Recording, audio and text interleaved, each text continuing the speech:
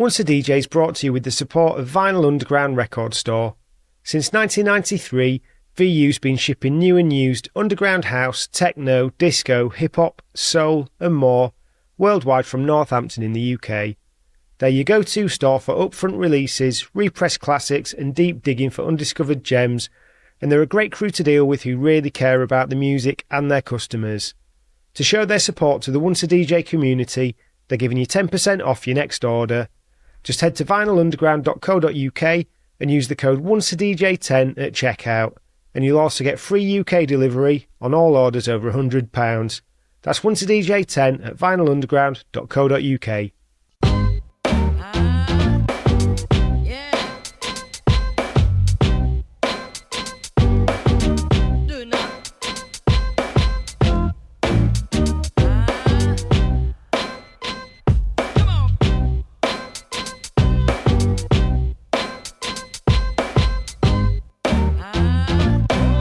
Nice. Welcome back to Once a DJ. In the second part of the B Plus interview, we're going to have a deep dive on some of Brian's important work within and around hip-hop and DJ culture.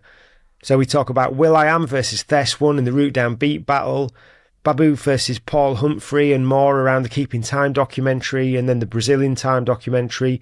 We talk music versus photography more sort of abstractly, and then the opportunity to eulogise a legend like Dilla with the Sweet for Mark Dukes project. And yeah, so there's loads more to get into, so get strapped in and I hope you enjoy it. That was nice. So, when I was doing all my research, there's just, as I said to you the other day, there's just so much work. There's we could probably pull up 5 pictures randomly from Ghost Notes, for example, and talk about them for an hour. So there's probably a few more specific things I'd like to ask you about around projects I'm a bit more familiar with. Just before I do, though, when did you start DJing? At what point in life? We've not really covered that. DJing since I was in Ireland, so 88, basically. I came back to Ireland with a bunch of records and started trying to play them. So was that after that trip to America? Yeah. It was the first time I really DJed, really, I think. Can't remember DJing before that, but yeah. Did you, over all this time we've been talking about, were you DJing out and about a bit, or was it just pure photography? Mostly photography, although in the mid-90s, there was this amazing guy who was the first road manager of Wu-Tang, and who ran this sort of historic club in LA called Unity, called Bill Operin, or Bigga B as he was known. And he was one of the first cats that was just like, come on, man. Because of how I grew up and because I didn't really, I didn't really know the background. My thing was like, okay, it was actually quite difficult to find new hip-hop vinyl in those days, in fairness. You could find CDs and cassettes easy. Vinyl was challenging. You kind of had to have a hookup. So I would buy whatever I could, but my thing was like I took it upon myself to do the research and to find. I became engaged with the sample culture. So it was like I was always interested in which Crusaders record did they touch, or which I didn't even know about. I remember Shadow told me stay away from the bootlegs and the compilations, man. Just try to buy records. Just really try to support things. Don't try to support and. Yeah, I kind of did that, but I also, whatever. If there's a shortcut, fuck it. You know what I mean? I just want to know it. Yeah. If I find the record, then great. But at least now I know what the record is. So so Ultimate Breaks and Beats came much later. I never bought I've never actually gone out there into the world and bought a full set of Ultimate Breaks and Beats, even though I am by now a good friend, I would say, of Breakbeat Lou. Much respect, Lou. Love you. But so I just was out there just buying records, and then if I would ever find something that was the OG, I was terrible for being like, bro, just come in the house, let me just show you this record, And so Bill was like, man, it was like a wine bar on La Cienega, and he was just like, every Thursday night, man, chill vibes. We're just gonna, play the jams. And I was just like, okay. So I would DJ there with him, and that started me. And then, by the late 90s, I started hanging out with a group of cats that were younger than me. Eric Coleman is one of them, the cat I ended up working with. But there was a group around them that started this club called Firecracker. And it was kind of, it was for us, it was kind of the first sort of 360 kind of DJing where you just kind of, whatever you felt was the right thing, you played it. And I would play with them from time to time. Obviously, like Root Down and Miles and Cut Chemist and DJ Dusk and all them dudes were kind of an influence. But it was always the kind of thing. If you came to my house, I was playing you records, and I was never really considered myself a DJ. I'm much more of a selector style guy. Like I play records. Am I a DJ? I'm not so sure about that, but I play records. And then I've always kind of prided myself on turning things up. And then I'm obviously a lot of times in the company of people who are very good at turning things up. Shadow, I see, Dante Carfagna, Cut, Newmart, See, Dante's just one of those names I've heard and read about every now and again. Just seems like a bit of almost like a mythical sort of being. He is a mythical being. He's also one of the funniest fucking people I know. I mean, and he's also, as far as having the right set of neurodivergences to be able to do this sustained level, at the sort of high sustained level that he's done it for over this many years, he's kind of extraordinary. You know what I mean? Obviously Josh, another person, like, I remember meeting them dudes in the 90s. I mean, I knew Josh before, but I remember digging with them in the mid-90s. And this is the mid-90s, and they were just looking for things they'd never seen before. Yeah. And I was just like, fucking, like, things I've never seen before is basically everything to me. Whereas to them, it's like this ever-declining, And then they're different. They're very different in the sense that Dante is obviously knows about everything, but has very specific things that he collects. And then Josh is a much more broad. There isn't anything I can think of really, any country music, but he's kind of knows about it. He says every aspect of it he knows. Yeah. So I'm just lucky to be around cats like that. Lucky to be around cats like that to kind of affirm certain things. If somebody really brings a record to you and makes a point of showing you the record, there's a very high likelihood that record's about to show up for you. And I've had this happen over and over again. I mean, it just happened in Brazil right now. Somebody showed me this Tino Contreras record that I'd never seen. That's extraordinary. And it's quite rare. And it wasn't even that expensive, but the guy at the store was feeling it so much more than me that I was like, nah, dude, you need to take this record home, bro. This record is making you so happy, you should have it. And then I went to Brazil, and then this guy presented me some records, and bingo, there it was. What the fuck that Mexican record is doing in Brazil? I had no idea. But somehow, by virtue of the fact that the guy had, I at one time I remember asking Josh, tell me, currently what's your favorite record? And this is long before the reissue game, but it was Lyman Woodard, Saturday Night Special. Very rare Strata East record. Very rare, but fucking rare. And that night, he played it for me, and it was, of course, Tobacco Road, like out of control, good song. This record is so good, I don't want to sample it. And I was like, dude, I've never heard you say that about anything, but okay. And then that night, we went to a record store in Davis, California, where he was living. I mean, Davis, California. And we were digging shoulder to shoulder. And he was standing there, I'm standing here, and bang, there it is. Lyman Woodard.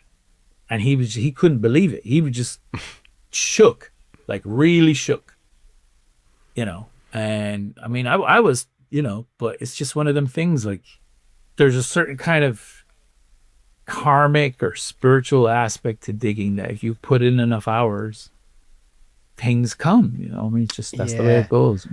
I tell you something though, that's something that I hate about digging, is being on the receiving end of that, being the person next to the person that pulls it out.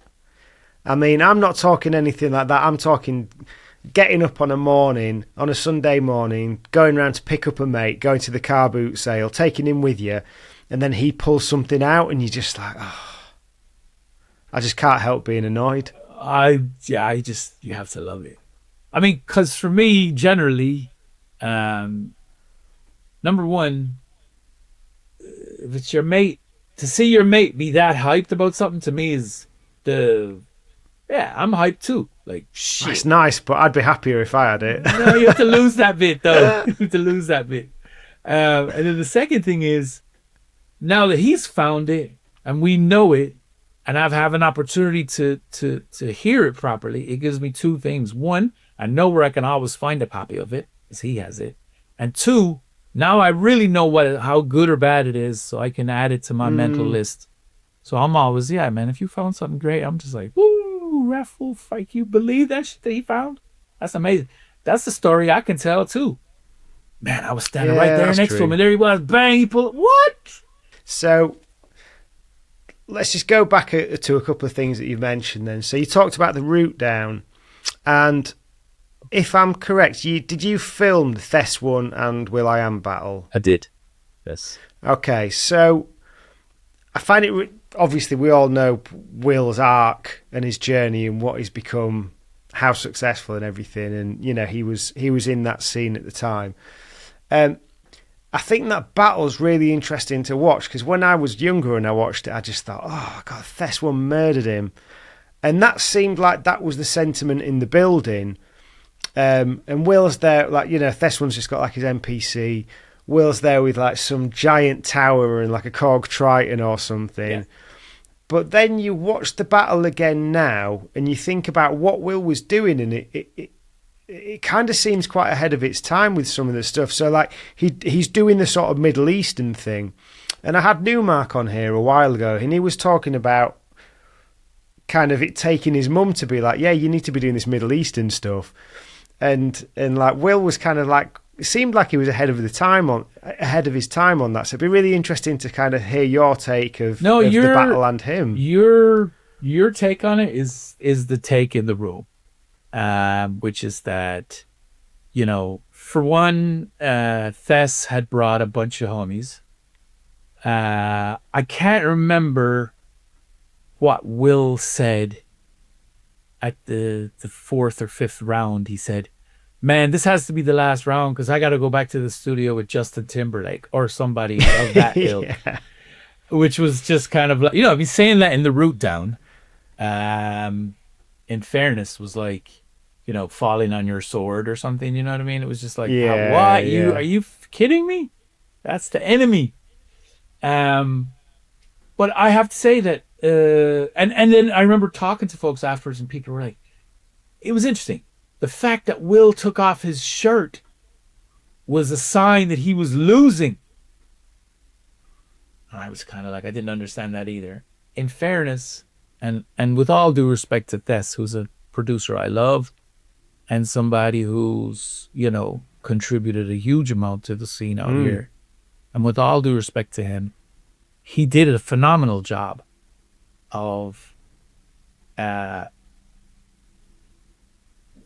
doing a kind of impeccable description of where the culture was at in that moment, really. And I mean the culture, meaning that kind of fat beats driven, underground, independent hip hop that People Under the Stairs so perfectly described. He did in that realm. That was as good a performance as I think I've seen. He really sat down, and I forget what the name of that machine was. It's like the first drum machine ever. Made a beat out of that, and you know what I'm saying? Like really took things that he even took a sample that will.i.am had touched and flipped it another way. You know what I mean? He really was like, in the realm of from Premiere to Alchemist to, you know, I mean, that realm, he did an amazing job. But to me, the other guy walloped him. He absolutely walloped him in terms of the fidelity of the music, in terms of the creativity of what was being brought to the table. As much as everybody wanted to hate that he deliberately, you know, it wasn't like they didn't know what the other one was doing. There was all kinds of spying and fucking subterfuge going on, and oh, this fool's going to bring the oldest drum machine. Well, I'm going to bring a big ass tower and a huge, the biggest screen out of the studio. He didn't need to do that. Well, you know what I mean? There was an argument being made in real time. It was two rhetorical forces facing each other. One which was about, you know, investing in a certain kind of tradition, and the other which was about actually facing forward. Obviously, and this is Will, you know, I mean, Will is profoundly invested in technology, and you know what I mean. But I have to say, in that sound on that night, to me, and I was definitely in the minority. The majority was with you and your first take on it. Will fucking killed him. Yeah. And what's funny is it wasn't Middle Eastern. It's an Indian. It's a Bollywood thing that he sampled. That last beat, right, is he never managed to clear the sample, and it was just sitting around. And he said at one point when we were putting out the DVD, he was like, you know, if you want to put that out just as a white label to help promote the DVD, I'd be happy to give you the file. And of course I was like, oh bro, come on. But then whatever, you know, then he went on tour with Janet Jackson. I don't know what the fuck he did. He just, you know, he just went out into the world of, you know, and we never got the file. But I mean, I mean, those were, all three of those battles were extraordinary in their own way, you know. The Madlib Chemist one, you know. I've not seen that. Oh no, there's a DVD with three. So the first one is Madlib Chemist, and basically how it happened, and I'll just be dead ass honest with you, like 100%, how the fluke of that thing happening is that basically Eric and I had bought PC 100s. They were the new Sony prosumer single chip, super tiny video cameras. So we both went to the first one, which was Cut Chemist versus Madlib. And he ended up on the Cut Chemist side, and I ended up on the Madlib side, and we both shot. And it was extraordinary. It was really fucking magical. And Dusk was great. It was his idea, you know, the idea of a sound clash. And afterward, and then of course we drank and smoked weed and whatever, and then afterwards I dropped him home, and I went in to smoke one with him, and he was just like, let's just rewind the, you know, they had the little articulated monitor on the side, let's rewind the two tapes, and let's see if we can line them up, and we'll just hit play and run them side by side, you know, the two screens side by side. And we started to watch them. We were like, dude, it was kind of crazy that, like, when he would move, I would move. When he would go tight, I would go wide. When I would go, you know, tight, he would go wide. It had its own kind of poetry to it. And I was like, dude, we're onto something here, you know? And so then the next one was Thess versus Will. And then the third one was Ono versus Exile, which was another kind of, wow, kind of extraordinary. I mean, yeah, I mean, you know, peak beat, you know, beat scene, LA beat scene or whatever. And then at some point later, we were like, you know, God, we should just put the three of these things together and make a fucking DVD and just put it out. So we got everybody's permission, everybody's cool, and we just did it. And was that effectively the genesis of Mochilla then? No, Mochilla started in 97. Right. Yeah, when we were working on the High Noon video. DJ Shadow. Yeah. So, but the Chemist Madlib one was it was a lot. I mean, in effect, what these things are, and I mean, I guess this is what sound clashes are about anyway. Is like they're rhetorical arguments about philosophical approaches.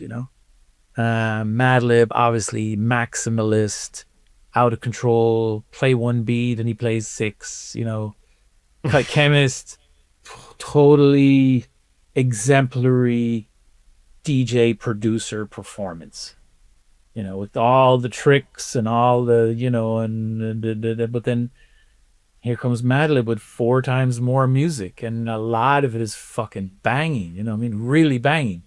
And of course it's Madlib, so he's hiding and the opposite, and then the interesting thing about the Ono versus Exile one to me,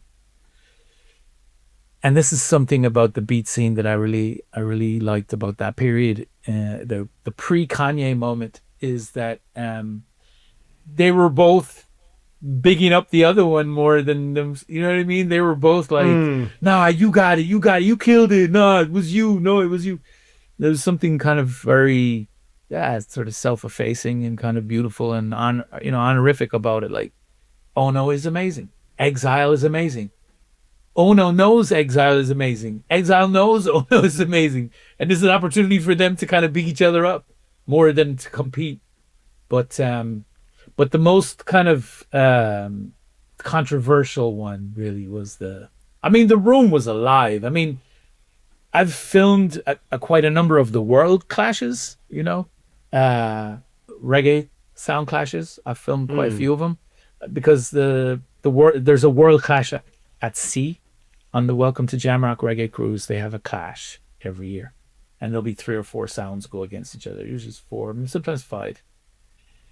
And inevitably, if you had a good night, it ends in controversy. I mean, it's just going to be like, no, he didn't, no, the other guy got it. No, it was this, when he dropped that song, that's how you knew he was falling out, whatever.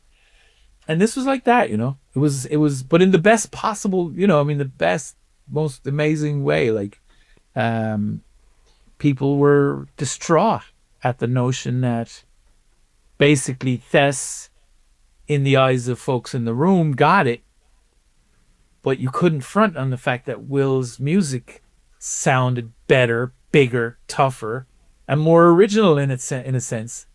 They both came to win. I mean, I don't know that there was any like drama between them or nothing, or if there was, I wasn't aware of it. But they certainly, it looks like it's like smiles through gritted teeth a little bit. It's really hard to gauge the sentiment. It definitely smiles through gritted teeth. That's how it felt in the room too.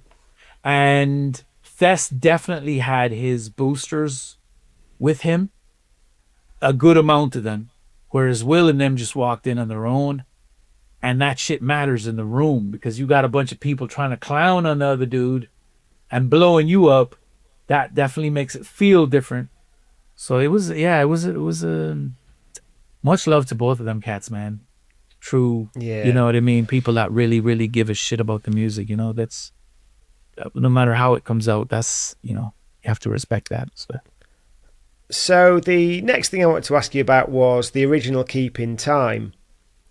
And firstly, kind of how it came about, because from what I was reading, I think it came from a photo shoot.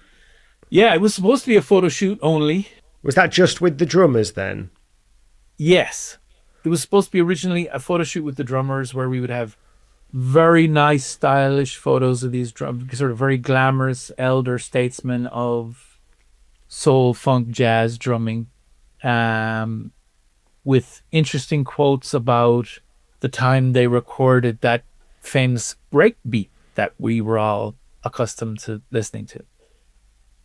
And of course, what I realized in the process of putting it together was that they had no memory whatsoever. I mean, they're like, but did you played on that Monk Higgins record? Oh yeah, Monk Higgins, man, he was great. What record again? And Hey, come on, man. I ain't got no memory or what are you crazy? You know, because a lot of these cats will record an album in the morning and an album in the afternoon. Do you know what I mean? Like in that era, like, you know, that's kind of how it worked. And so then there's a couple of things happened. Then it's like, well, it would be nice to just get a turntable set up in there and play them back this to break in that we're, you know. And then I realized, okay, that's great, but that's not really how we listen to it. You know, it's not like we're all sitting around just listening to one man band plays it all. We just put on the Monkeekins record. We just listen to it, and then we go to the next. That's not how we listen to it. We listen to it by beat juggling, and of course they had no idea what that was. So I was like, all right. So I asked all the homies. Of course, these are all people that were, you know, friends or people I knew or people that knew me or whatever. And everyone said Babu. You know, Babu is the guy. Get Babu. So I called Babu. The Babu said, okay. I mean, I'm down. Can I bring J-Rock? And I was like, sure. You know, no bother. And then it just happened to be the weekend before the Brain Freeze concert in LA. Right. So all those dudes happened to be in town. So Josh was there. Chemist was there. So like, yeah, come through. Oh, I'd love to meet Paul Humphrey. Could just come by. So then the guy from the magazine said, you know, would be a waste if we didn't film it, you know. And I was thinking, yeah, you know, it's not a bad idea because it'll be an opportunity. You know, I mean, that's where we'll get the quotes from. Do you know what I mean? Like that's you know, that'd be the easiest as opposed to we'll just mic them up and film it. And it probably gives them context for the questions as well, right? A bit, you know. But I mean, it was all kind of very informal. It happened very quick, and it was kind of goofy, and you know what I mean. These dudes were legends, but they weren't acting like legends. They were acting like three old friends, and then there was this moment where, you know, we played them their shit, and they were just had these kind of goofy faces, like goofy old men faces of like, oh shit, and that was amazing. And then there's this moment where Paul Humphrey says, you know, well, you want me to play with them? Because I had asked them to bring their drum kits because I thought, you know, we're not going to just photograph drummers just standing there. Let's just get them to bring their kits. I mean, we were paying them, not a lot of money, but I think we paid them like $300 each or $500 each or something. And Paul Humphrey said, hey, man, you want me to play with them? And I was like, you know, what you mean? He was like, man, I'm going to play my drums. It's okay. He says, because I don't know nothing about that jigga jigga. And they started playing, and it started to sound like something. J-Rock started bringing that Cannonball Adderley bass line in, and I was like, wow, this is starting to sound like something. And then Cut asked if he could, hey, it'd be cool if I try to do something with Paul. And he had been doing this kind of routine with Ozomatli, where he would play with the drummer. So he already had a kind of vocabulary. So they started to go back and forth, and that really turned into a moment. And that's such a cool bit of it. So for anyone who's listening who's not seen it, Cut Chemist, amazing turntablist producer, as mentioned, he's kind of scratch drumming a beat that's Q&Aing with. Is it with Paul Humphrey? Paul Humphrey, yeah. Yeah. It's really nice sort of piece of music between them. Something I wanted to ask you about on it was Babu nervous? Because he looks it. Because it must be mad being like, I'm going to bastardize this person's art, and I want them to understand it and appreciate it. It's got to be scary. It was terrifying. I think it was really terrifying. I think we had a screening of Brazil in Time recently, where we took all that whole scene and we took it to Brazil. And it's the first time I've ever heard. It was Babu, I think, but it was both of them. Both him and Jay were saying like, yeah, we really didn't know what the fuck we were doing. I mean, we were just like, fuck, you know, these guys are the legends. Here we are. He didn't say bastardizing, but there's here we are playing some of their greatest achievements back to them. well, what's going to happen? And it really did have that kind of, we didn't really know. I mean, they could have totally turned their noses up at it and been like, Yeah. well, that was a crock of shit. But actually what they realized, I think what they really realized the first time we screened it and they had an opportunity to play afterwards, was that nobody ever really called them out. Nobody ever really said, you know who played on that Snoop Dogg song or that Biz Markie song that you love? This guy. Him. Now here he is. And he just come out in our world, in some club in downtown LA. You know what I'm saying? And people were really excited about that idea. The notion that it was like, that's the guy that actually played those drums the first day. That's fucking amazing. And here he is playing with, the best and brightest of our world. This is amazing. There's things we did that were made it more like an art project. It was like, all right, we'll have sound check. We'll have no rehearsals. There's no script. They can play whatever they like. And I think for them, that was kind of novel as well. Like, it was kind of like, what? You mean just play?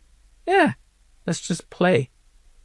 There's so few opportunities in our culture that we get a chance to see people that are this great just playing, where they're not under pressure to drop the hits or can you just play the fucking bit you played on the fucking Bill Withers record? Like, it's like, nah, just fucking play, man. And to me, that felt like kind of liberating. And our job was just to capture it and to edit it into such a way that it would be palatable or understandable. But if you were in the room, yeah, there would be moments where you were completely lost or at sea or where the fuck is the one or, you know what I mean? It was like free jazz somehow. But once it's edited all back together, it turned into something. So yeah, it was folks were, it was scary. It was scary for the drummers. The classic, the father of samba drumming on a kit in Brazil is at least one of them is Wilson das Neves. And the night we played in Sao Paulo, the first time he sat in, he didn't he had a moment. He didn't want to do it. He was just like, what am I supposed to do? I don't know. I suppose they're not used to being the center of attention, are they? No. If you watch Brazil in Time, he explains it. He's like, I know I've had a successful show when people come up to me afterwards and say, that was incredible. You didn't get in the way. And that's the job. Is like you support the structure, but you never get in the way. But now we're asking you to get in the way. It was kind of like, and of course in his panic, he managed to do something which, I don't know, for me, it's probably, it's ranks in the top 5 of things I've ever been privileged enough to see or capture, which is that he was in the middle of a solo, a very intricate and very beautiful, very subtle solo, and the stick flew out of his hand and off the stage and into the audience. And there's this kind of everybody stops moment. And then this kid picks up the stick and hands him the stick. And somehow, without even a breath, he falls right back exactly on the right place. Like, it's just kind of extraordinary. It's like you threw him a blank and he somehow made it into the most beautiful piece of magic. I mean, and he, he did that. I mean, Wilson das Neves was, is a proper legend of Brazilian music.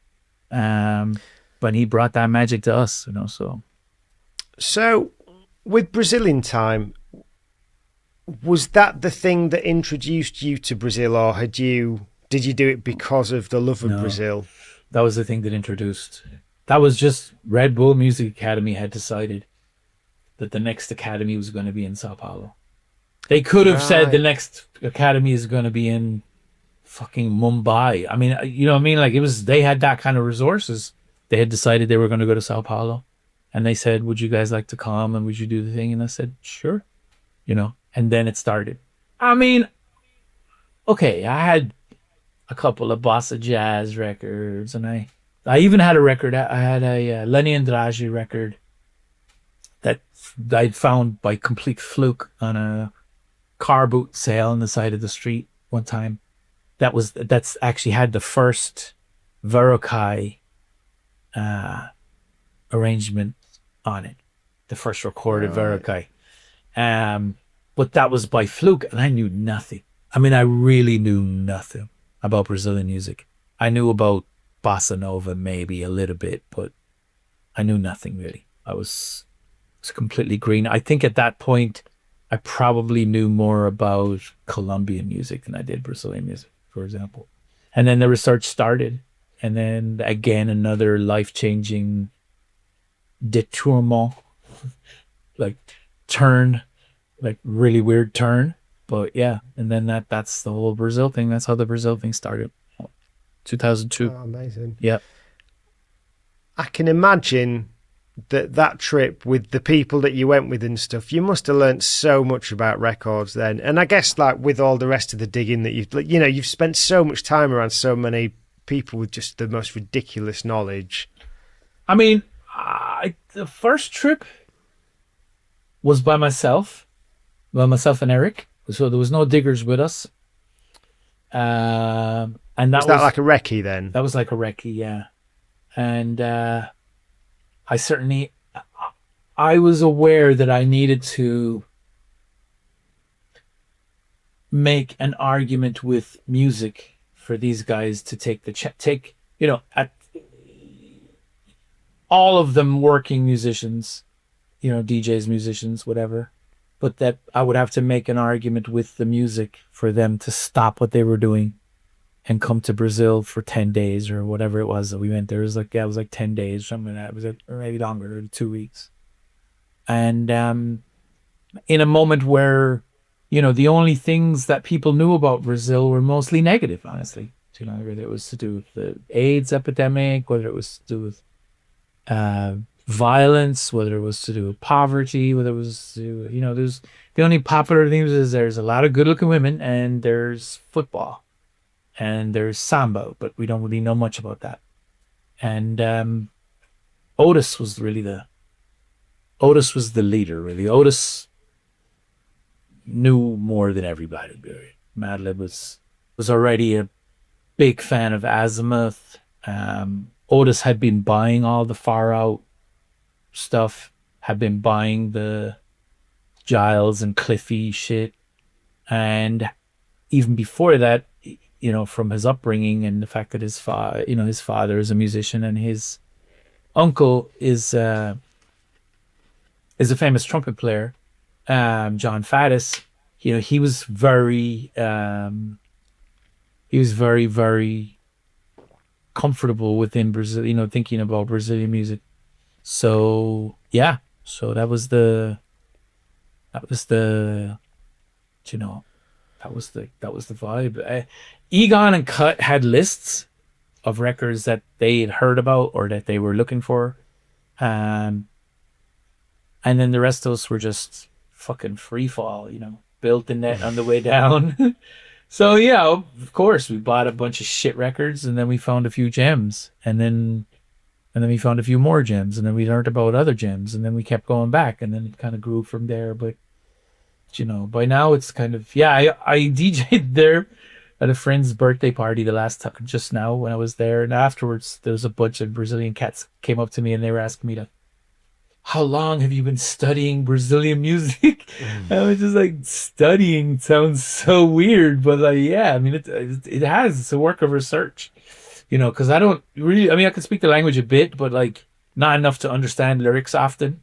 And then it's mostly from talking to people, or it's mostly by my ear. I'm led by my ears, and I figured out a few things. Brazilians are often impressed. I'm not terribly impressed with myself, but Brazilians are often impressed. They're like, oh my God, how do you know about that? And I said, I don't know, I just pay attention. But yeah, that's how it started. We made 3 CDs. I came back and I made 3 CDs. I bought a CD recorder. I didn't have one at that point. And I recorded in, just straight ripped from the vinyl. I recorded in 3 CDs of music that I thought would perk their interests.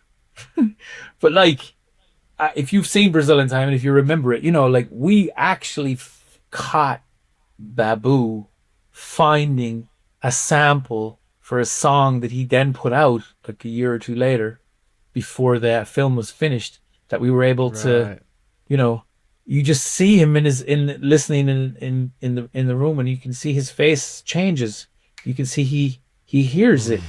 And then, you know, and then we're able to cut to the actual song. And I mean, it's like, you know, very few people have had the opportunity to do that. I mean, they've set it up to do that. You know, it's like, go out, find a record, bring it back to the studio, make a joint.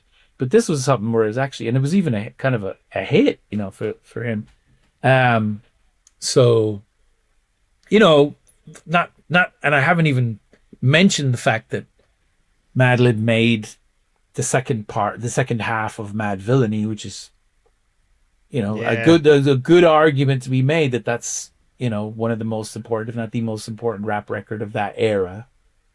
And you see him fucking doing it right there in the fucking room. You know, that's the same setup. It was all done to tape. And then he transferred the tape to a CD, and he sent the CD to Doom, and Doom rapped over the whole shit and sent it back.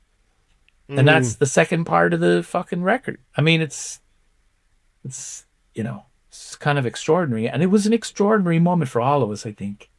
The vibe changed. Like when we came back, you know, people noticed like things were different. We felt different because we'd been there. And it was, you know, it was a particularly optimistic moment in Brazil. It was a particularly pessimistic, dark moment here in the US after 9/11, as here we are on 9/11. Yeah, of course. Yeah. But, and then we went to Brazil where Lula had just been elected. It felt like properly, finally, the dictatorship was done, and that things were going to be better for the majority of Brazilians finally. And it was palpable, really, you know. He was elected that October. That's when we were there to shoot the film. And so, it took like 6 years to finish it, you know what I mean? Because to actually provide context so that you could understand as a viewer what was so special about it, it meant that we had to kind of fill in a whole bunch of details, which took a long time to put together because we had to fucking figure them out ourselves. But it was a very, very important piece of work, really, for me. You know, I mean, it was in a lot of ways. I mean, I haven't gone back to making that kind of film until the last couple of years, just because of the level of commitment that it requires. But I'm working on a film right now about the Supremes tour of Ireland in 1981. Oh, nice. Which is going to be that kind of a film again, where it has a lot of information that maybe you wouldn't normally get in a documentary like this. So, yeah, because I was going to say, because the next thing, there's one more thing that I'll ask you about, and then the next thing's like another decade apart. So like I kind of get it with the films. What about Sweet for My Dukes then? Did you have a relationship with Dilla? Yes. Yeah. I photographed Dilla for the Champion Sound record with Madlib. I had met him when he was working with the Far Side. He didn't want to be photographed. Then I met him and introduced J-Rock to him. Oh, wow. In 2001, maybe, or 2000, maybe it was 99, when A&M was going to put out the Slum Village record. I went over there and photographed him then. Those photographs ended up being the funeral photographs. Wow. So we'd met him in Detroit, and then we moved to LA. I've seen him a bunch of times. And then when we finished Keepin' Time, the long version, not the sort of 13-minute short that started the whole thing, but the longer version where you see the show, we were invited to close out this film festival in Brazil, and they wanted us to show that film, and then they wanted Madlib to play. And so he asked Madlib if he would go. Of course, he was super down at that time. He was single. He had a lot less responsibilities than he does now. And the idea of going and having a chance to go record digging in Brazil and get paid to do it was fucking great. So, but I said, if you're going to perform, you could bring a DJ if you want to. You could bring somebody to perform with you or whatever. There'll be no problem with that. And he was like, well, who are you thinking? And of course, we were working on Brazilian time, and the argument of Brazilian time is that the first proper kind of Brazilian sample is running. So we thought, well, what could be better than to have Dilla in Brazil, talking about Brazilian music. So it was, why did you invite Dilla? And he was like, oh, shit. Oh, that's a really good idea. So right then and there in the back of my car, he fucking called and Dilla said yes. And of course, it all sounded great until we saw him, and he was in much worse shape than he expected. Right. And, well, he only lasted 3 days or 4 days in Brazil. He got to go digging one morning. That's the famous photo of him and Madeline digging. But yeah, at the funeral then, Maureen, his mom, took me and Eric aside and said, I just want to say it to you guys personally that I know what happened in Brazil, but I also need you to know just how important it was to him to go there. And I really appreciate that. And you guys will always be friends of ours because you made that happen, which was very moving for us. We were very sad about his passing, of course, but then this put an extra level on it. So yeah, I mean, we knew him. So when Carlos and Miguel came with the idea to us, they were picking a production company or a label that they felt like had a relationship to Dilla and would be the right kind of home for the project, which was, when it started, it was just really no drums. It was just strings. And then basically after that, then this Chinese tech company had sponsored the Brazilian Time DVD release and were totally blown away by it. And then they came back and they said, well, next year we want to go bigger. We want to do something that's... He said, the brief was kind of like, pitch me something that you guys can film that's a kind of a once-in-a-lifetime experience musically. That'll never happen again. So he said, okay. And then... Besides us, Ross G was the first person I ever heard say the words openly, but I had been thinking about this for a long time in regards to Axelrod, which is that, if you want to describe how hip-hop producers now fit in terms of the old days, they're kind of composer arrangers. They're not musicians per se. They're not singers per se. They're composer arrangers. And arranging is important here. A lot of what we call sampling is just an automated version of rearrangement. It's, these are rearrangements.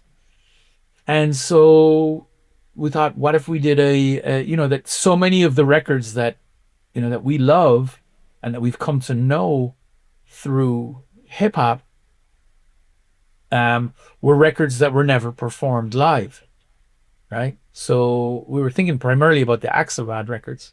But then we were thinking the Mulatu records had never been performed live, for example. Certainly not in this country. And we were thinking about people like Charles Stepney, which I've been fortunate enough to do some work with his music as well.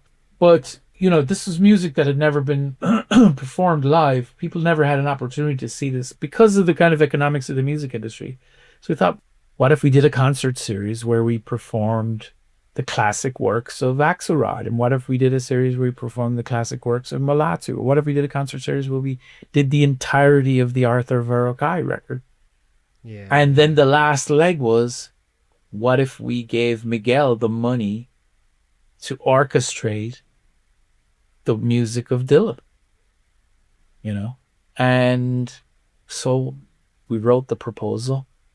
He accepted it. Of course, we fucking blew through the budget. Man, doing anything with orchestras is just I don't know. I guess that's what, doing big production, big movies is like this too. You just piss through the money. I mean, it's just the money just goes like, But yeah, we spent a shitload of money and made the Timeless series. Axelrod got sick and didn't want to do the show, which was a disaster, which meant that Mochila went in the hole pretty badly. The guy at the Chinese tech company got let go. Not during Timeless, but maybe like 6-8 months later when we were putting out the DVDs. Actually, while we were in the middle of the tour promoting the DVDs, the guy got let go from VTech. And then Suite for Ma Dukes is really the template then for a lot of orchestral hip-hop interpolations or whatever.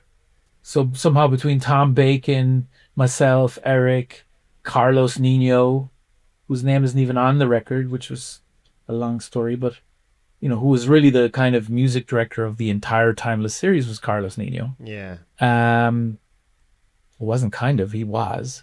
And then Miguel as a kind of young, aspiring composer arranger who did really a kind of extraordinary thing there. Like he really allowed himself to think of the orchestra as a hip-hop tool, and the work of that particular group of musicians, which there's a kind of core group there that play in both the Suite for Ma Dukes and the Verrokai, that are extraordinary, that are that any other city in the world you'd be challenged to find cats that were that heavy and that young and that sensitive to hip-hop.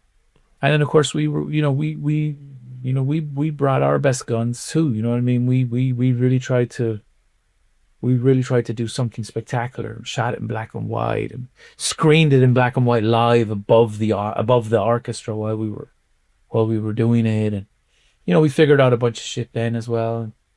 Sadly, the market in DVDs kind of collapsed right as that series came out. Yeah. Which, kind of hurt us. The vinyl has never stopped. The vinyl still sells, is still in the world. People still like it. Verrokai, Lord knows, has become a kind of extraordinary success. He just performed in Brazil when I was there with an orchestra. And obviously the work of Dilla, the appreciation for the work of Dilla, the ongoing work of the deification of Dilla has continues, and I like to think that Suite for Ma Dukes is a part of that, Yeah. So, and certainly Mulatu is doing his thing, you know what I mean? I think he's found a good home for his music. Ethio jazz has never been more popular. Certainly Jim Jarmusch with that film with Bill Murray, Broken Flowers, did a lot to help the popularization of Ethiopian music, but I think the Timeless concert certainly didn't hurt. I love what Mulatu is doing with the Heliocentrics. Been paying attention for those projects. So I'd like to think that was a work of curation and filmmaking and whatever that, it's got its legacy. It has its it definitely made an impact. So amazing. The other thing that I just wanted to ask about was with Suite for Ma Dukes, because although I owned the DVD, or certainly did own it, I've never actually watched the DVD because I just always listened to the album. So, and it's incredible. What was the energy like in the room as an experience? It was it sounds amazing. It was insane. It was really insane. In those shows, there was always an intermission, right? And so the first part of the show was entirely, how would you say it? There was no drums. So there was some orchestral percussion, but there was no drums. We hadn't even brought out Kareem Riggins yet. And at the break, people were coming up to me, people like Charlie Tuna, people like, you know what I mean? Like, and saying like, bro, this is the most amazing show I think I've ever seen. I was like, bro, I remember Oliver Wang said to me, bro, I I don't know if I want to stay any longer. What's going to happen? Like, I feel like I've taken in enough. This is so insane.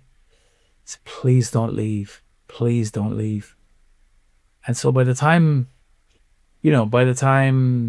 Pasta News came out and brought out Talib and Common came and said some words and shit. I mean, it's the kind of thing that it's the kind of high that you get that you just feel like, I want to feel this. I want to be able to make situations happen where people feel like this again. The other thing I would say that made it so special, honestly, was when Dilla passed. Dilla was an extraordinarily private person. So when he passed, there was that funeral, like where all the musicians came or whatever, and we went and then they all went back to the house. We didn't, but we just didn't feel that close to be able to, like going back to somebody's house after a funeral to me is kind of, and that was it. And, unfortunately, too many times people pass and we never really had a chance to publicly eulogize them. And this was that situation where it was like somebody, Carlos Nino and Miguel Atwood Ferguson, figured out the perfect way to eulogize this man and to celebrate what was so beautiful about his music, which wasn't necessarily, even though it's important, his capacity to chop, his capacity to hear samples, his capacity to make swingy beats that people wanted to rap on. But more pertinently, perhaps, the emotional center of his music, which performing it live with an orchestra kind of liberated it to the world, allowed a whole bunch of people, kind of 1,500 people in the room that night, and the kind of tens of thousands of people afterwards that came across the project one way or another, from people that are very famous like Robert Glasper or Ed Mota or Giles Peterson, those kinds of people, to just regular Joes and Jills, you know what I'm saying, had an opportunity in their own small way to spark one and to appreciate Dilla. And to me, there was something really kind of fundamentally important about the idea that, we need to be able to eulogize it. When we lose a soldier, especially a soldier that's, I don't know about you, but like there was a good sort of 5 years there where like the music for me was being driven by Dilla and Madlib. And it was very important. And it helped us in our lives. And to be able to say thank you in the way that we did, and to give it so much care and attention and so much sweat and blood, not just Miguel, who obviously gave a massive sacrifice, but to everybody that worked on it. To Tom Bacon, you know what I'm saying, to the Andrew Lujeros, to all those people, you know what I'm saying, that the whole Mochila conglomerate, those musicians. There's something when it's done correctly, and it's done imaginatively, it's extraordinary. The only thing I'd say I've seen that really kind of topped it for me in some crazy way is Jason Moran, the jazz pianist, did a kind of tribute to the Thelonious Monk Town Hall concerts. And I felt like now that's the realm. You know what I'm saying? After Sweet Vermont Dukes, that's where we gotta go. You know what I mean? I worked on a project with a young British composer, Bobby Jane Gardner, where we paid tribute to the music of Axelrod and Charles Stepney. And I felt like that also was extraordinary. But it's a thing now, I think, for people to eulogize records or eulogize people and bring in an orchestra and the whole thing. But I think, I don't know, I really feel like, as with doing a cover of a song, unless you're adding something to what's already been done, then it's kind of like, why are you doing it? And I think a lot of times it's too easy for curators or promoters or folks that put together programmers to just kind of slap a name on something. We're doing a tribute to I'm not going to say any names, but we're doing a tribute to musician X or composer Y or whatever, and it's just we're going to go out here and do a cover night of covers. It just seems to me it's just kind of like, come on now, that's not what they would want. Not making it your own. It's not even making it your own, but it's like add something, add something. Add something from the present, add something from your mind, add something from the world, add something from music now, add something that people aren't thinking of. Find new ways to hear this. And too much of the time that doesn't happen.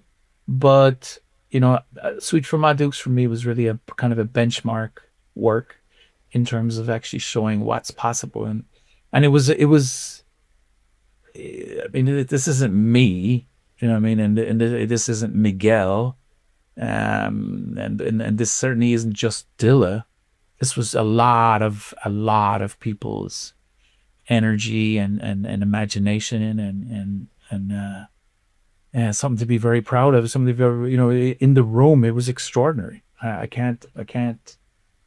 It was kind of one of those things where, like, after that, I feel like me and Paz I could say that was the homie, which is crazy because it's somebody I was, idolized growing up, you know what I'm saying? And I think he's even younger than me, but, after that experience, it was like, I felt like I knew him, you know what I mean? I felt like we you know what I mean?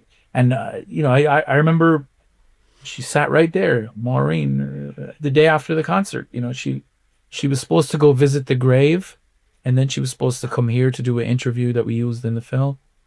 And she came here early, and we were all like, okay, weren't you supposed to go to the grave? And she said, no, I didn't need to go to the grave today. And say, why? She said, well, after last night, I know he's okay. That's just sick. Yeah, that's amazing. You know what I'm saying? It's like, yeah. You don't get, that it's very rare in your life that you get the privilege to do or be involved in something that affects somebody so personally and so heavily. So, yeah, it's great. Yeah. So the other key thing I wanted to ask you about really was I got a copy of Ghost Notes, and I appreciate, like I say, we're jumping very far there. So I do apologise if there's any sort of key things that I'm missing, because it's fine. We could be here all night, you know what I mean? So. yeah. So Ghost Notes is really interesting in terms of, I think, like I said before, I'm not a photographer. I'm not someone who massively understands art or anything like that. But it was interesting to me looking at it and thinking about it as the concept of sort of a visual mixtape. Yeah.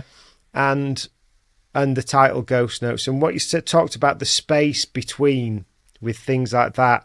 So is it kind of and this comes into something that you mentioned earlier on. I can't remember exactly what it was that you said, but thinking about not a picture in isolation, but in respect to the one it's next to. Yeah. So it's kind of like, I remember listening to Z Trip and Radar's Future Primitive mix. Yep. Ages ago, and that was the point, because you talked about not always liking a song straight away. Yeah. And the way they mixed in Paid in Full gave me an appreciation for Paid in Full that I'd not had before. Yeah. So sometimes it's with the context and what it's in between. So yeah, it'd be interesting to sort of hear your view on how you take in the Ghost Notes book. Well, the idea of Ghost Notes was something that I was familiar with and had used since the 90s. First time I came familiar with it was Bernard Purdy had this instructional video that he made about drumming, where he was just explaining about fills and whatever. Newmark showed it to me back in the day, because we around the time we were doing Keeping Time. He was like, have you ever seen this? And then he showed me, and I was just like, wow. And I was really enamored by the idea, because it kind of describes kind of perfectly the secondary part of photography, which is, the first part is about responding to what's there in terms of light, in terms of the subject, in terms of how you frame things and timing and that kind of stuff. But the secondary part of it is, how does that image then fit next to another image? And then what happens in between the two? And this is something that like Roland Barthes has written about. I mean, there's, it's quite, it's not too dissimilar in many respects to the way people think about editing when it comes to things like cinema, So, there's the famous Russian test where they show you the same photograph and then the words describe something, There's a photograph of a guy and then it's a photograph of a loaf of bread. And you say, well, what's the guy thinking? He's hungry. And you show you the next photo and it's a photograph of the guy and it's a photograph of a glass of water. Well, what's he thinking? He's thirsty. This is actually the same photograph. You know what I'm saying? So there's this thing that we do in our mind. We have a tendency to create meanings. And so for me, the difference between Clyde Stubblefield playing the funky drummer rhythm and any other drummer in the world playing the funky drummer rhythm is the ghost notes. And this isn't me, this is people like Questlove will tell you that. The difference is it's in the ghosts, it's in the sounds that the kit makes, that his body makes in interfacing with the kit. Yeah. Affords the rhythm a kind of musicality, a kind of swing that's almost unintentioned. It's in the space of this kind of space of I didn't really think it. It just kind of, that's just the way. And for me, to try to think of photography as something that has an analogous relationship to drumming was helpful because there's a kind of rhythmic aspect to it. But the notion itself that ghost notes implies a kind of, I don't want to say paranormal, but that the notion that there are folks from the other realm present, in some respects speaks to the kind of temporal aspect of photography where, as soon as the photograph is made, the moment is gone and it will never happen again. And you've just frozen, you've started and whether you realize it or not, you've started a discussion with your own mortality every time you take a selfie, for example. You know what I mean? It's about freezing you. There's a kind of, what do they call it when you freeze people? Liquid nitrogen. The cryogenic. There's a kind of weirdly, necrophiliac, cryogenic aspect to photography. Well, besides the fact that so many people that I've photographed are no longer with us, but besides that, the notion of ghost notes seemed very generative, it seemed like rich with meaning and the kinds of ambiguities that I like. And so I'd been using the name to describe long sequences of photographs for a long time. So then when it came time to do the book, I didn't feel like I was I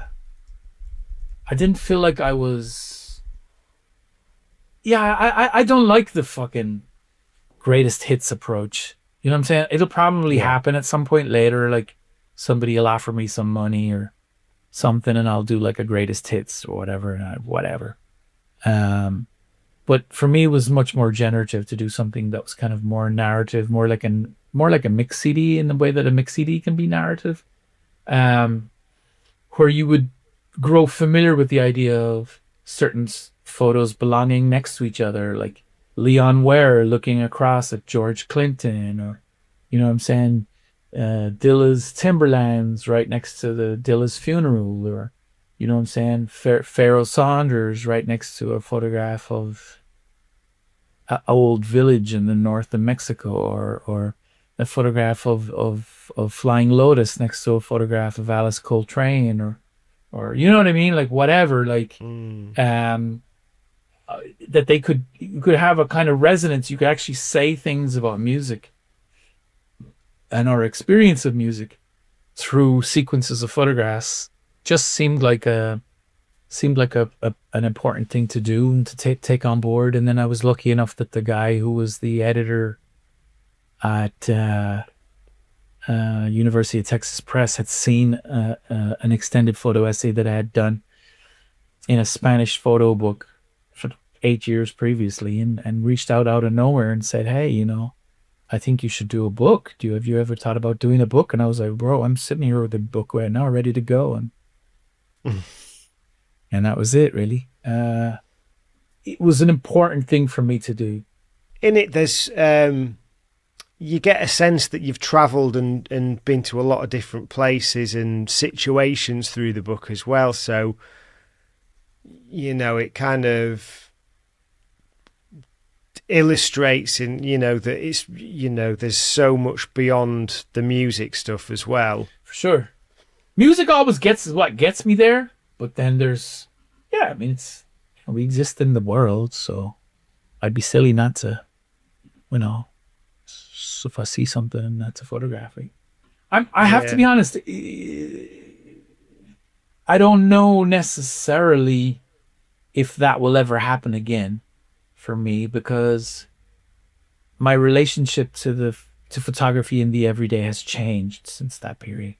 Like the prevalence of phones, just the continuous prevalence of image making has changed the way I interact with photography and the likes and that. So yeah, it's kind of a moment, weirdly enough. Yeah, because I wanted to ask what that's like, because I kind of feel and understand more about the impact of the digital world and the low barrier to entry for music stuff. It's the same, it's the same. It's like everywhere you go, there's, and in fairness, a lot of times I prefer what the phone gets to what I get, and what it for me to get it can be complicated and challenging, and I don't get even close to the same buzz getting it out of my phone than I do busting out a camera. And I think it's leading me to, little by little, I'm eking my way back to only wanting to shoot film now, which is so weird, but that's just kind of, I feel like there's a whole generation of kids that are fucking only want to shoot film, which is interesting to me, that never had a relationship to film first time around, for their own reasons. But I'm finding more and more, I think I'm on their side somehow, in some weird fucking way. I'm like, I don't want to, I'm tired of the oversaturation. I have image fatigue. I really do. The way we consume images, the way we make images, it's something has changed fundamentally, and I'm not entirely pleased about it. So, I'm very happy as an educator that, I'm not teaching that's something completely fucking, I won't say irrelevant, but you know what I mean? Like a kind of out of date or past its due date technology. I'm front and center of, to me, the most important kind of, there's real reasons why image making matters. There's real reasons in Palestine right now why, there are so many journalists dead. There's real reasons right now why images are important, unequivocally, maybe more important than they've been in a long time. And I'm happy to be able to teach about that. It's just personally, my relationship to image making has changed. So, it's just, this is normal shit. This is a life, and your job is to live it as well as you can. Obviously, I'm making images all the time. Don't get me wrong. I'm absolutely making images all the time, but it's just the way I hold it in my body is a little different. So yeah. And how long have you been working in education? So I started teaching in 2013, and I'm a full professor at the University of California, San Diego. Was there a period of adjustment to that because you've spent so much time being the doer and the student of it? Yeah, I'm still going through that. Don't ask my boss. It's challenging, you know. I mean, I never really had a job. You know what I'm saying? Like, I mean, not to be weird, but like I've always done this. And, you know, to be places and to turn in emails and turn in reports and shit on time is a challenge. Teaching was never a challenge. I've thrived at teaching in ways that I'm excited about. I love discussing, and I love introducing people to ideas, and all the kind of things that makes teaching kind of easy are things that were already in my life. But the job part of it, the job politics part of it is, I mean, that's been very challenging. So. Yeah. So I'm mindful that we've done sort of 2.5 hours now.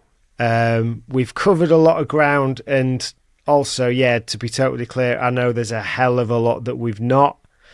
One last thing then, Brian. I think we're in a society now where everyone's a creator, and it's very easy for people to create for the wrong reasons and things like that. So just before we go, could you kind of share any words around it? Because you've had such an organic journey, and you know, it certainly comes across that things have been created for the right reasons. Have you got any sort of advice for people, whether it's a DJ doing a mix, photographer doing a photo essay, or whatever?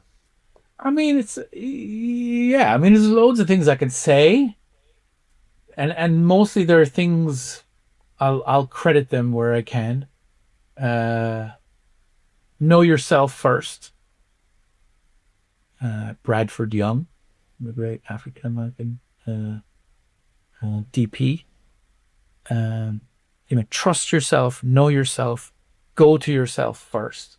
Cultivate a way of being that is dignified, that is honest, that has grace. You know what I'm saying? And then lean into that and trust that. Okay. Don't ever be competitive. Don't look at the record the other guy got and feel fucking, don't do that. Obviously, there's whatever. We're all human, but try to move away from being, looking at what the other guy got and being like, I wish I got that. Fuck that. What you're getting is for you.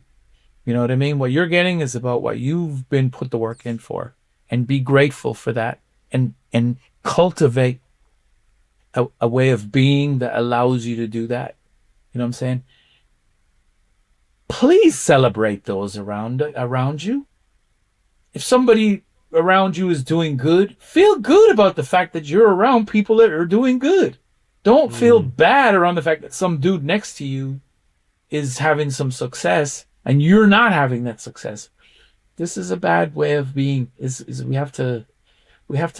I mean, honestly, sometimes I'm happier when somebody next to me is successful than I am myself. Because when something happens to me that is a sign of success, that comes with a certain kind of responsibility, which is it can be a double-edged sword. It's like, oh shit, now I gotta be the legendary photographer. Whereas somebody calls Eric the legend, I'm like, hell yeah, I'm out here, I'm working with legends. I have no responsibility for your legendary status, but I can be happy and celebrate it with you. And sometimes for me that's easier, and I like that idea. Never be bitter, but bitterness. I've seen many musicians over the years feel like, cats, even we've mentioned today, like elders. I'll say it. I remember meeting Gil Scott-Heron and being so hurt by how bitter he felt that he wasn't getting enough love from the hip hop community. And I felt like he was getting love from the hip hop community, but he wasn't able to feel it or accept it. Because to him, love was attached to it had a bunch of zeros in the end of it. You know what I'm saying? And I feel like, that'll come.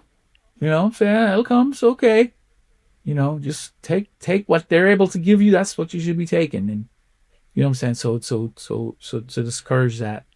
And then, at the end of the day, man, it's up to everybody to make their own line in regards to this. I consider myself dissident in regards to the system we live under. I don't agree with it. I think there are better ways to live than the way we're living right now. So I have my lines.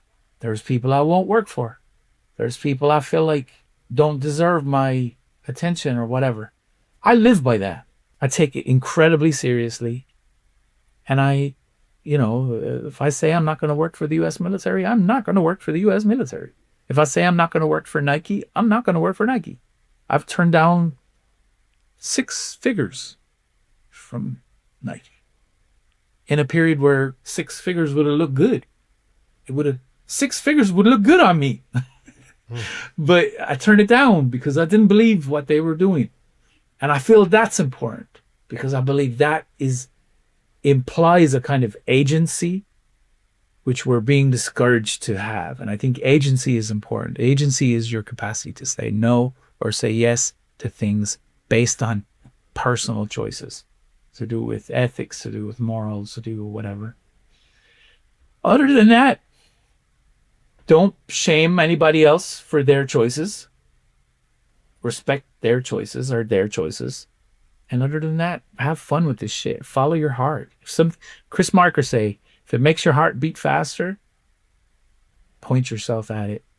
That's life. A life well lived is where you follow things that make your heart beat faster. Yeah, I'm trying. I've tried to live the Chris Marker ethos. Yeah, I'm somewhere between like Horace Tapscott, Bradford Young, and Chris Marker. Probably a few more too, but in terms of the ethos of what to do. So I don't know. That's what I got to. That's today's menu of how to do this shit. Cool. Right then. I'm gonna go home and go to bed now. Good man. Fair fucks you. You've put in a longer day than you probably anticipated. Yeah, it happens. Like we've said before, I know where I am with things just as when you were starting out, you knew where you were. So, no, I just appreciate the time that you've given me, especially, we've kind of understand where your schedule is and how hectic it is. So, yeah, it's hugely appreciated. All good. I appreciate I appreciate your eyes, your ears, and I appreciate the attention and the care to the work and the research. Thanks. Great stuff. All right, best of luck then. All right, no worries. Speak soon, man. Take care. Peace.